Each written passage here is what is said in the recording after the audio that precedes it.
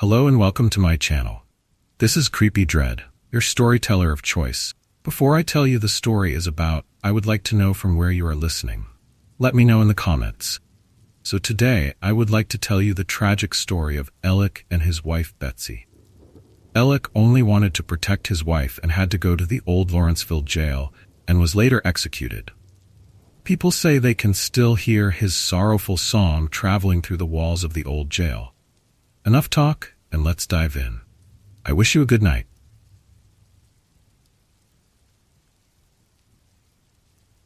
In the heart of Georgia, there stands a relic of the past that has withstood the ravages of time. The Old Lawrenceville Jail. Its weathered stone walls and rusted iron bars have borne silent witness to the history of a time long gone. Yet the stories from within those walls continue to live on, whispering tales of injustice and sorrow. One legend, in particular, stands out among the rest.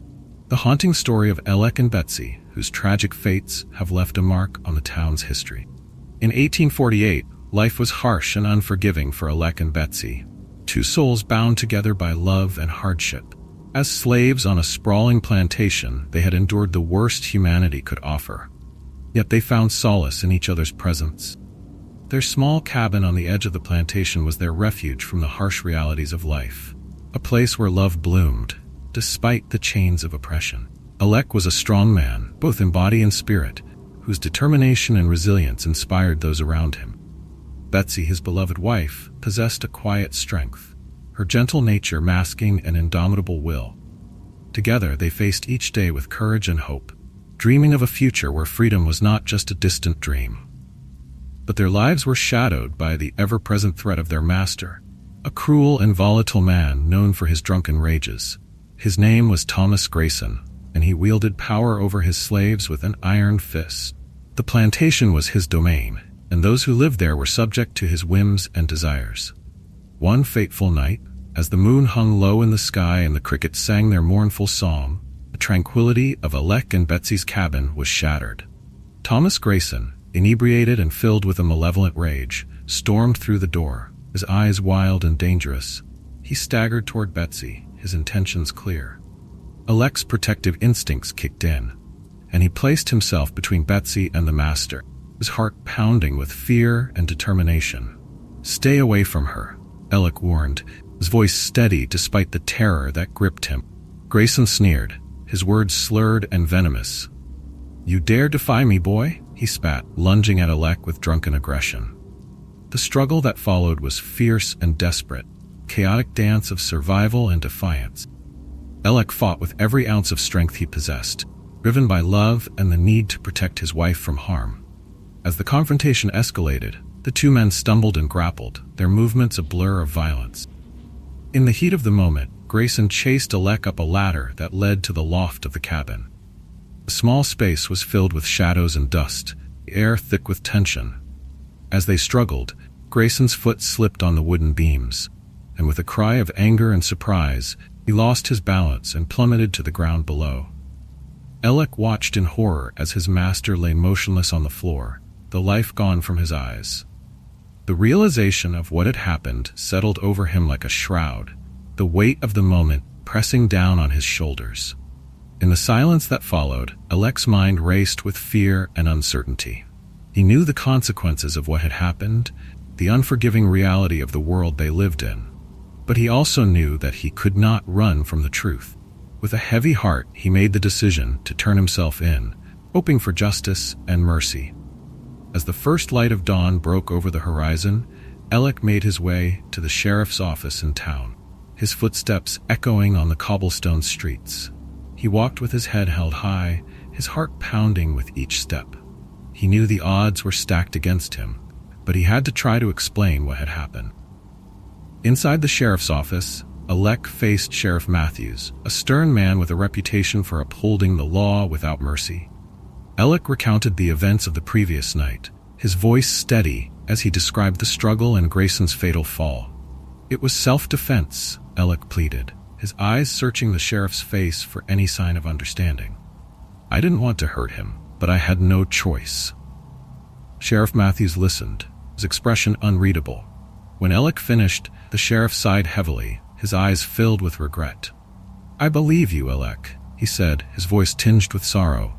"But the law is the law, and you know how it is in these parts."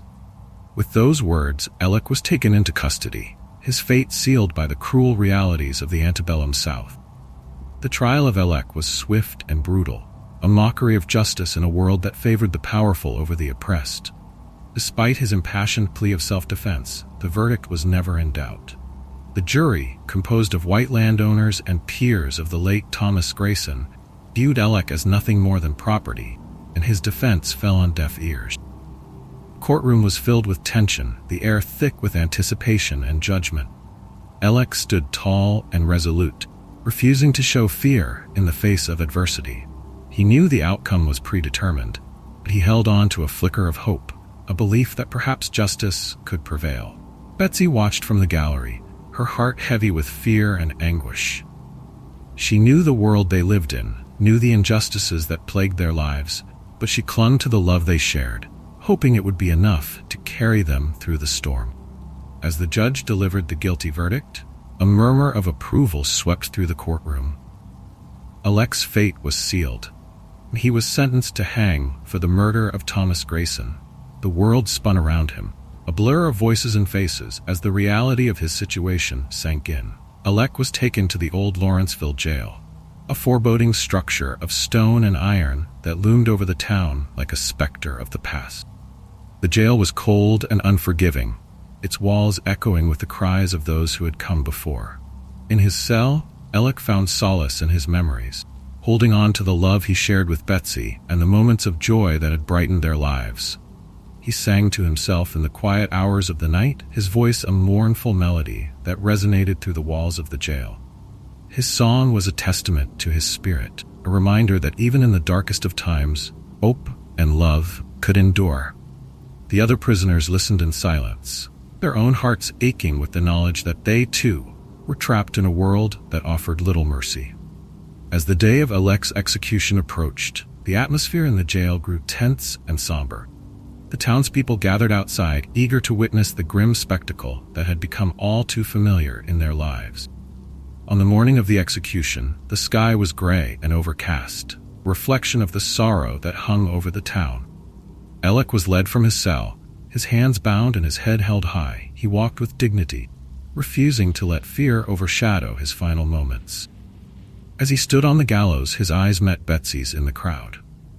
Her face was a mask of grief, but her love shone through the tears, a beacon of light in the darkness. Ellek drew strength from her presence, knowing that their bond could never be broken. In his final moments, Ellek sang once more, his voice rising above the murmurs of the crowd. It was a song of love and defiance, a haunting melody that echoed through the streets and carried his spirit into the beyond. In the years that followed, the legend of Ellek and Betsy continued to grow, passed down through generations as a tale of love and injustice. The townspeople spoke of Ellek's song, a mournful melody that could still be heard echoing through the walls of the Old Lawrenceville Jail. Many claimed to hear his voice on quiet nights, a ghostly lament that sent shivers down their spine. Some said it was a warning, a reminder of the injustices of the past, while others believed it was a tribute to the enduring power of love. Betsy, too, became a symbol of strength and resilience, her unwavering love for Ellek inspiring those who heard her story. She remained in the town, dedicating her life to helping others and fighting for justice in a world that so often denied it. As the years passed, the legend of Ellek and Betsy became woven into the fabric of the town's history, a reminder of the past and a beacon of hope for the future. Today, the Old Lawrenceville Jail stands as a testament to the history and struggles of those who came before. Visitors from near and far come to explore its haunted halls, drawn by the stories of ghosts and echoes of the past. Tour guides recount the legend of Ellek, their voices reverent as they speak of the tragic events that unfolded within the jail's walls. They tell of the mournful song that still lingers in the air, a haunting reminder of a time when justice was denied and love was tested. Many who visit claim to feel a presence in the jail, chill that creeps down their spine and whispers of the past that brush against their consciousness. Some say they hear Ellek's song, a ghostly melody that resonates through the corridors, and speaks of a love that refused to be silenced. For those who take the time to listen, the legend of Ellek and Betsy offers more than just a tale of ghosts and hauntings. It is a story of courage and resilience, two souls who refused to be broken by the injustices of their time. In their love, Ellek and Betsy found a strength that transcended the barriers of race and oppression, a bond that endured even in the face of unimaginable hardship. Their story serves as a reminder of the power of the human spirit, a testament to the enduring hope that lies within us all. As the legend continues to be told, it serves as a call to action for those who hear it, urging them to stand against injustice and fight for a world where love and equality can thrive. The tale of Ellek and Betsy has left an indelible mark on the town of Lawrenceville, a legacy that continues to inspire and resonate with those who encounter it. Their story has become a symbol of hope and resilience, a reminder that even in the darkest times, love can shine through. Through their lives and their struggles, Ellek and Betsy have shown that the fight for justice is never in vain, and that the bonds of love can withstand even the greatest of challenges. As the legend of Ellek and Betsy lives on, it serves as a testament to the enduring power of the human spirit, a reminder that even in the face of adversity, hope and love will always find a way to prevail. And so, the echoes of Ellek's song continue to resonate through the halls of the Old Lawrenceville Jail, a haunting melody that speaks of the past and offers a vision of a brighter future where justice and love reign supreme.